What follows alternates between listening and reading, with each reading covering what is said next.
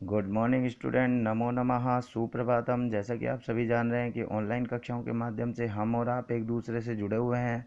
साथ ही साथ हमने हमारे अध्ययन अध्यापन कार्यक्रम को सुचारू रूप से बनाए रखने के लिए ऑनलाइन कक्षाओं की सहायता ली है। और ऑनलाइन कक्षाओं से ही हम हमारा जो विषय है संस्कृत, उसका हम अध्ययन कर रहे हैं। जो हमारा प्रकरण चल रहा था वह चल रहा था शुकनाश उपदेश। शुकनाश उपदेश का अध्ययन करते हुए, जैसा कि आप सभी को पता है कि जो ये शुकनाश उपदेश जो कृति है, यह बाणभट्ट का जो गद्य काव्य कादम्बरी है उससे लिया गया है और उसके पूर्व भाग से लिया गया है। और इसके जो लेखक हैं वह हैं बाणभट्ट, और उन्होंने जो कृति लिखी है वह कौन सी लिखी है? कादम्बरी लिखी है। इस काव्य के अंतर्गत, शुकनाश उपदेश के अंतर्गत, राजा तारापीठ के द्वारा चंद्रापीठ जो उसका पुत्र है राजकुमार, उसको उपदेश देने के लिए अमात्य को नियुक्त किया गया है, जिसका नाम है शुकनाश। उसी के नाम पे यह शुकनाश उपदेश पड़ा है। यानी कि उपदेश का मतलब होता है कि गुरु के वचन जो कि व्यवहारिक ज्ञान से, अनुभव से पूर्ण होते हैं, उनको ही क्या कहा जाता है? उपदेश कहा जाता है।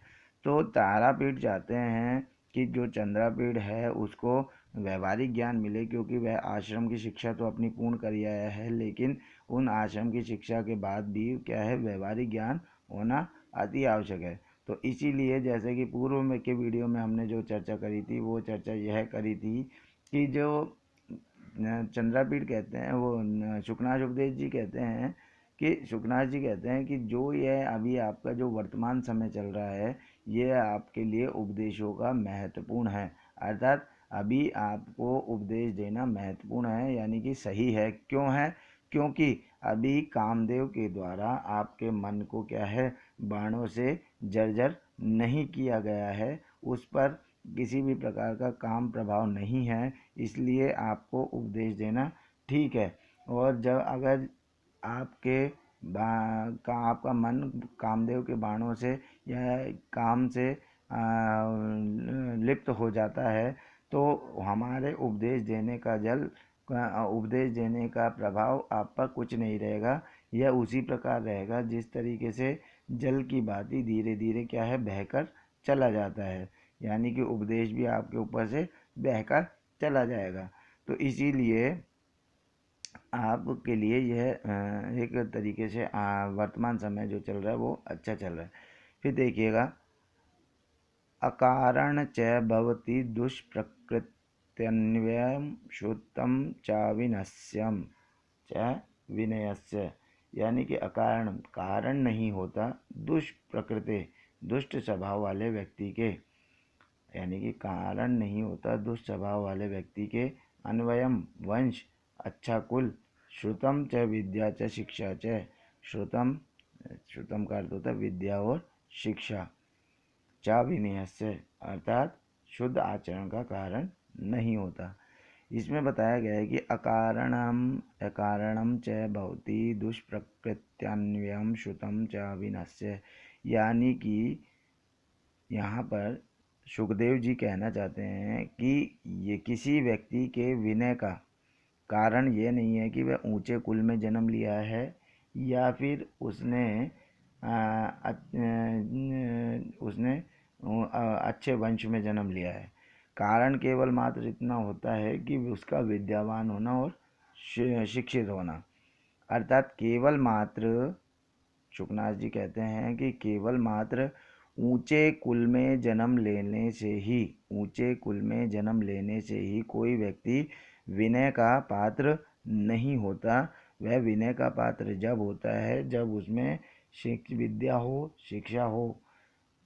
तो यह उसी प्रकार हो गया जिस प्रकार से चंदन प्रभावों ने दहती की मनाला यानी कि चंदन की जो लकड़ी है उसमें भी क्या है, जलाने पर आग छुपी होती है, परंतु वह क्या है, शीतलता को तो लिए हुए होता है। यदि चंदन को घिस के लगाते हैं तो उसमें सुगंधित भी होती है, यानी कि पेड़ों में चंदन के पेड़ को महत्व दिया जाता है, परंतु वह भी क्या है, जलता तो है, यानी आग तो उसमें भी लगती है। तो उसी तरीके से आपका ऊंचे कुल में उत्पन्न होना ही केवल मात्र इस मात्र का द्योतक नहीं होता कि आप विनयशील होंगे। तो इसीलिए आपको शिक्षा की भी आवश्यकता है, साथ ही साथ आपको व्यवहारिक ज्ञान होने की भी आवश्यकता है। तो देखिएगा जैसे कि क्या है, स्वभाव से, जैसे मूल रूप से क्या कहना चाह रहे हैं इसमें, स्वभाव से पतित व्यक्ति भले ही कितने ऊंचे कुल में क्यों ना हो, उसे उसे विनय की शिक्षा नहीं दी जा सकती। तात्पर्य यह है कि मनुष्य के दुष्ट स्वभाव को में उत्तम वंश तथा उच्च शिक्षा का प्रभाव नहीं पड़ता, क्योंकि स्वभाव से अर्थात स्वभाव से परिवर्तनशील रहता है। जिस प्रकार चंदन की लकड़ी से भी आग अवश्य जलती है, क्योंकि आग तो है, फिर चाहे वह चंदन के वृक्ष से पैदा क्यों न हो, जलाना उसी की प्रकृति है। इस प्रकार ऊंचे कुल में उत्पन्न होना विनय का कारण नहीं होता। आगे देखिए, किम वा प्रशमहेतुना प्रचंडतरी प्रश्न हेतु नामपि स प्रचंडतरी भवति वर्णवानलो वारिणा। शांति के कारण, प्रशमनम हेतु शांति के कारण, प्रचंडतरी भवति भवक उठती है, बड़वा नल का मतलब होता है समुद्र में रहने वाली आग, वारिणा जल के द्वारा। समुद्र शांत रहते हुए भी उसमें क्या है, जो बड़वा नल है, समुद्र की रहने वाली आग है, वह भी क्या है, भड़क होती है। इसमें क्या कहना जा रहा है कवि कि क्या शांति कारक जल से भी बड़वा नल अधिक भभक उठती है। आपको पता है कि जल आग को बुझाता है, लेकिन जो समुद्र तो पूरी जल राशि है, और उसमें जब आग लगती है तो उसको क्या कहते हैं, बड़वा नल कहते हैं। अर्थात भभकता है। सामान्य रूप से अग्नि को शांत करने के लिए विशिष्ट साधन के रूप में जल है, परंतु वह जल समुद्र के बड़वा नल को अत्यंत प्रचंड कर देता है। उसी भांति उत्तम शिक्षा स्वाभाविक रूप से विनय प्रदान करने वाली होती है, फिर भी दुष्ट स्वभाव वालों का वह सुधार करने में सक्षम नहीं होती।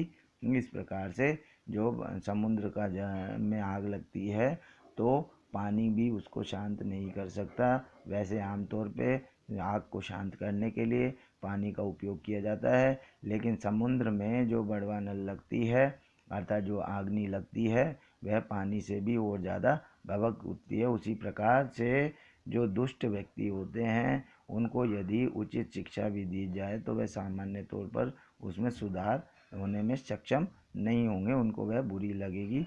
आज के लिए इतना ही, कल हम इसके विषय में और अध्ययन करेंगे। नमस्कार, नमो नमः।